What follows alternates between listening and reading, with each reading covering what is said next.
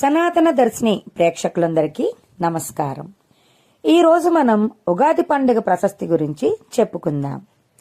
మనం ఉగాదిగా జరుపుకుంటున్న చైత్రశుద్ధ పాడ్యమికి పౌరాణికంగా, ఖగోళ శాస్త్రరీత్యా, చారిత్రకంగా ఎంతో ప్రాముఖ్యం ఉంది.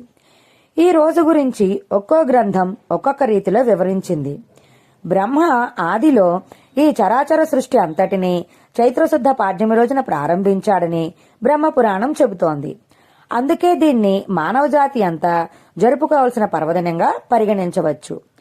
చైత్రశుక్ల పాడ్యమి నాడు సూర్యోదయ సమయంలో సూర్యుడు అధిదేవతగా ఉన్న కాలంలో ఆదివారం రోజున బ్రహ్మ సృష్టిని బహిర్గతం చేసినట్టు నారద పురాణం పేర్కొంటోంది.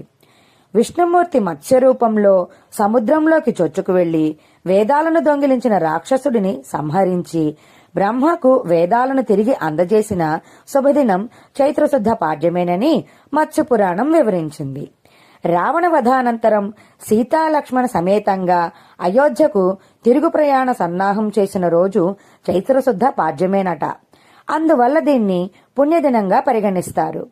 పురువంశానికి చెందిన వసురాజు ఒక పర్యాయం వేటకు వెళ్తాడు. అక్కడ ధ్యాననిష్టలో ఆయన ఉన్న సమయంలో ఇంద్రుడు ప్రత్యక్షమై అతిలోక సుందరమైన విమానాన్ని, ఎప్పటికీ వాడని పూలదండను ఇస్తాడు. యుద్ధంలో వాటిని ఉపయోగించి అజేయుడిగా నిలవాలని చెప్పి అంతర్ధానమవుతాడు. మహిమాన్వితమైన ఆ వస్తువులతో వసురాజు చైత్రశుద్ధ పాడ్యమి నాడు తన పట్టణంలో ప్రవేశిస్తాడు. ఆ వస్తువుల మహిమను తెలుసుకున్న ప్రజలు ఇంద్రుని కీర్తిస్తూ పెద్ద ఉత్సవం నిర్వహిస్తారు.